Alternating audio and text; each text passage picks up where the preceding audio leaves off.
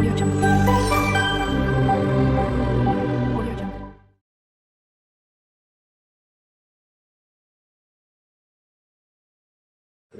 আসসালামু আলাইকুম, সবাই কেমন আছেন? আশা করি সকলে খুব ভালো আছেন। আলহামদুলিল্লাহ আমিও খুব ভালো আছি। আজকে আবার একটু নিয়ে চলে এসেছি নতুন রেসিপি। আজকে আমি বানাতে চলেছি একেবারে ঘরোয়াভাবে যেরকম চিকেন কারি করা হয়, তো চিকেন কারির একটি রেসিপি নিয়ে চলে এসেছি। তো আমি যেভাবে বাড়িতে চিকেন কারিটা বানাই, তো সেটা আপনাদের সঙ্গে শেয়ার করতে চলে এলাম।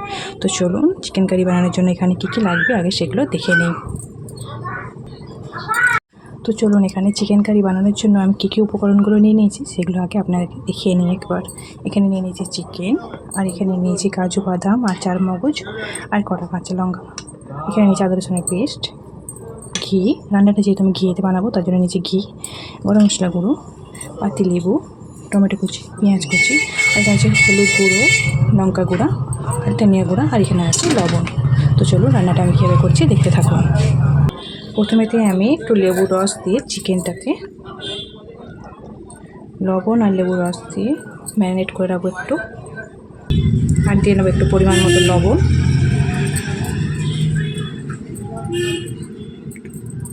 লবণ আর লেবুর রসটা মাখিয়ে আমি চিকেনটাকে কিছুক্ষণ রেস্টে রেখে দেবো। দেখুন, এখানে চিকেনটাতে লবণ আর লেবু মাখিয়ে রেখে নিয়েছি। তো চলুন, এটাকে আমি কিছুক্ষণ রেস্টিং রেখে দিই। আর এরপরে আমাকে তুলে নিতে হবে একটি মিক্সিং জারেতে। আমি এখানে টমেটো কুচিগুলো আর এই চারমগজ, কাঁচা লঙ্কা আর কাজু বাদাম সবগুলো দিয়ে নিয়ে একটা আমি পেস্ট বানিয়ে নেব। চলুন, পেস্টটা বানিয়ে নিয়ে আমি ফিরে আসছি। তো দেখুন, পেস্টটা ঠিক আমি এরকম বানিয়ে নিয়েছি। তো চলুন, এবারে চিকেন কারি রান্নাটা শুরু করা যাক। তো এখানে দেখুন, আমি প্রথমেই কড়াটা গরম করে নিয়েছি। তো তার মধ্যে দিয়ে নিয়েছি ঘি। ঘিটা গরম হয়েছে, তো এর মধ্যে আমি আর দিয়েছি এবারে পেঁয়াজ কুচিগুলো। পেঁয়াজ কুচিগুলো দিয়ে নিয়ে আমি ভালোভাবে ভেজে নেব।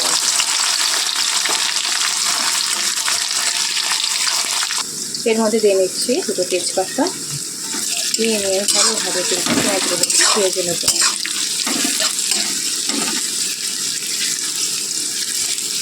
তো দেখুন, এখানে কিন্তু পেঁয়াজটা ভাজা হয়ে গেছে। তো চলুন, এবারে যে মিক্সটা বানিয়ে রেখেছিলাম সেটা এর মধ্যে দিয়ে নেব।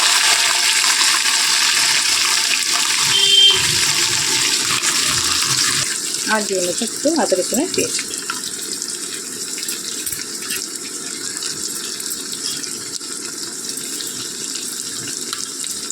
দিয়ে নিয়ে ভালোভাবে আমি এটা মশলাটাকে ভেজে নেবো যতক্ষণ না মশলা থেকে তেলটা ছেড়ে আসছি। এবার এর মধ্যে দিয়ে নেবো আমি একটু পরিমাণ মতন কাশ্মীরি লাল লঙ্কা গুঁড়ো, দিয়ে নেবো একটু পরিমাণ মতন হলুদ গুঁড়ো, আর দিয়ে নেবো একটু ধনিয়া গুঁড়ো। দিয়ে নিয়ে ভালোভাবে আমি মশলাটাকে ঠিকঠাক ভেজে নেবো।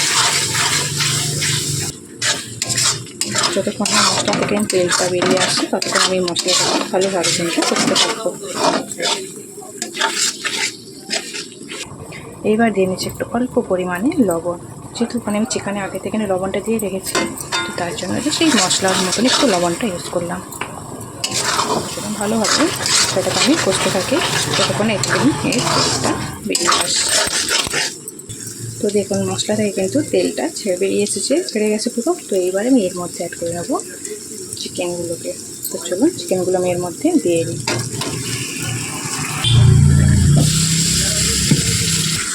চিকেনগুলোকে দিয়ে নিয়ে ভালোভাবে মশলাগুলোকে মিক্স করে ভেজে নেবো, ভালোভাবে কষে দিতে হবে। তো দেখুন, আমি চিকেনটাকে ভালোভাবে কষে নিচ্ছি।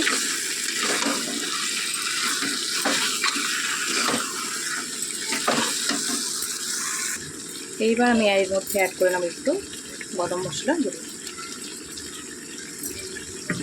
দিয়ে নিয়ে ভালোভাবে এটাকে আমি মিক্স করে নেবো।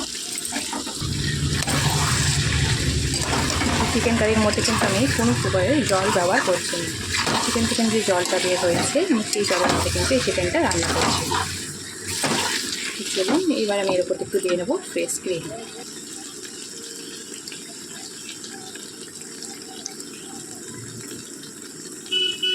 দিয়ে নিয়ে আমি ভালোভাবে এটাকে আস্তে আস্তে কষে নিয়ে 10 থেকে 15 মিনিটের মতন এটাকে আমি ডিপ হতে দেবো।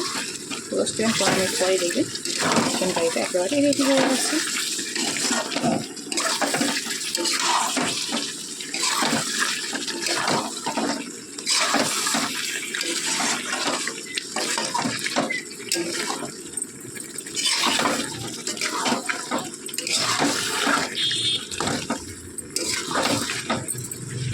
তো চলুন এটাকে আমি 10 থেকে 15 মিনিট একটু সিদ্ধ হতে দিইনি, তো 10 থেকে 15 মিনিট পরে ফিরে আসছি।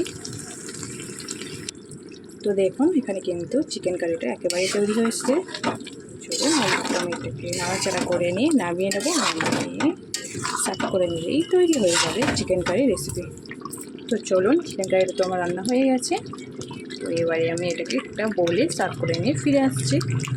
এখন এখানে কিন্তু একেবারে তৈরি করে নিয়ে চলে এসেছি চিকেন কারি রেসিপিটা।